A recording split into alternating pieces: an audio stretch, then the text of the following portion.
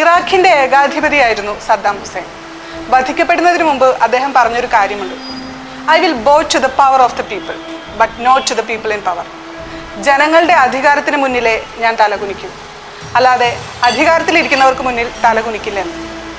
ഇപ്പോൾ തദ്ദേശ സ്വയംഭരണ സ്ഥാപനങ്ങളിലേക്ക് നടത്തിയ തെരഞ്ഞെടുപ്പിൽ LDF തകർന്നടിഞ്ഞതിന് പിന്നാലെ CPMന്റെ നാടൻ താത്വികാചാര്യൻ സാക്ഷാൽ ശ്രീമാൻ MM മണി ഒരു വിലയിരുത്തൽ നാട്ടുഭാഷയിൽ നീട്ടിത്തുപ്പിയിട്ടുണ്ട്.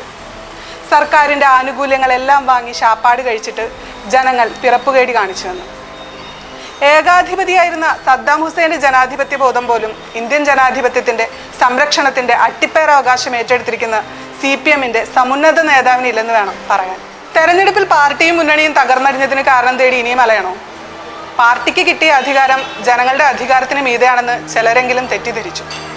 ഭരണവിരുദ്ധ വികാരം തിരിച്ചറിയുന്നതിൽ ഭരണവർഗം സമ്പൂർണ്ണമായി പരാജയപ്പെട്ടു. LDF നേരിട്ട തിരിച്ചടി CPMന് കിട്ടുന്ന തിരിച്ചടി തന്നെയാണ്. അതിനു പിന്നിൽ പ്രാദേശികവും സംസ്ഥാന തലത്തിലുമുള്ള നിരവധി ഘടകങ്ങളുണ്ട്. മണിയാശാന്റെ ജൽപ്പനം അതിൻ്റെ എല്ലാം ആകെത്തുകയാണ്. ഭരണവിരുദ്ധ വികാരം സ്വാഭാവികമാണ്. ലൈഫ് മിഷൻ കേസ്, സ്വർണ്ണക്കടത്തുമായി ബന്ധപ്പെട്ട ആരോപണങ്ങൾ, മുഖ്യമന്ത്രിയുടെ ഓഫീസിനെതിരെയുള്ള സംശയം, ഏറ്റവും ഒടുവിൽ ശബരിമല സ്വർണ്ണക്കൊള്ള, അങ്ങനെ സാധാരണ ജനങ്ങൾക്കിടയിൽ സർക്കാരിൻ്റെ പ്രതിച്ഛായയ്ക്ക് മങ്ങലേൽപ്പിക്കുന്ന വിഷയങ്ങൾ ഒരുപാടാണ്. ഈ ആരോപണങ്ങളെയൊന്നും ഫലപ്രദമായി പ്രതിരോധിക്കാൻ പാർട്ടിക്ക് സാധിച്ചിട്ടുമില്ല.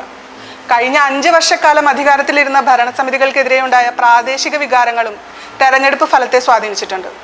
മാലിന്യ സംസ്കരണം, റോഡ് വികസനം, അടിസ്ഥാന സൗകര്യ വികസനങ്ങളിലെ അലംഭാവം തുടങ്ങി ആരോപണങ്ങളേറെയാണ്. തെരഞ്ഞെടുപ്പിന്റെ അവസാന ഘട്ടങ്ങളിൽ CPM നേരിട്ട സംഘടനാപരമായ ദൗർബല്യമാണ് തിരിച്ചടിയുടെ പ്രധാന ഘടകം.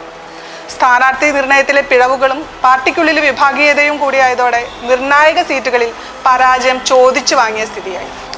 എന്നാൽ ഇപ്പുറത്ത് കഴിഞ്ഞ നിയമസഭാ തെരഞ്ഞെടുപ്പുകളിൽ നിന്ന് നേരിട്ട കനത്ത പരാജയത്തിന് ശേഷം UDF കൂടുതൽ ഐക്യത്തോടെയും ഊർജ്ജസ്വലതയോടെയും കൂടിയാണ് ഈ തെരഞ്ഞെടുപ്പിനെ സമീപിച്ചത്. LDFന്റെ തകരില്ലെന്ന് കരുതിയ കോട്ടകൾ അവർ ഈസിയായി തകർത്തു. ചില നഗരസഭകളിലും കോർപ്പറേഷനുകളിലും BJP നേടിയ വോട്ട് വർധനയും ശ്രദ്ധേയമാണ്. പലയിടങ്ങളിലും ത്രികോണ മത്സരം ശക്തമായി തന്നെ ഉണ്ടായിരുന്നു. NDA കയറി വന്നത് LDFന് ദോഷമായപ്പോൾ UDFന് അത് നേട്ടമായി. BJPക്ക് കിട്ടിയ അധിക വോട്ടുകൾ LDFന്റെ വിജയസാധ്യതകളെ ഒന്നുകൂടി തകർത്തു. എന്തായാലും നിയമസഭാ തെരഞ്ഞെടുപ്പ് എന്ന മഹായുദ്ധത്തിനുള്ള തയ്യാറെടുപ്പിലാണ് കേരളം. UDFനും LDFനും NDAക്കും എല്ലാം തദ്ദേശ തെരഞ്ഞെടുപ്പ് ഒരു സെമിഫൈനലാണ്. തദ്ദേശ തെരഞ്ഞെടുപ്പിൽ UDF വിജയം നേടി. നിയമസഭയിലും വിജയം ആവർത്തിക്കുമെന്ന പ്രതീക്ഷയിലാണ് UDF.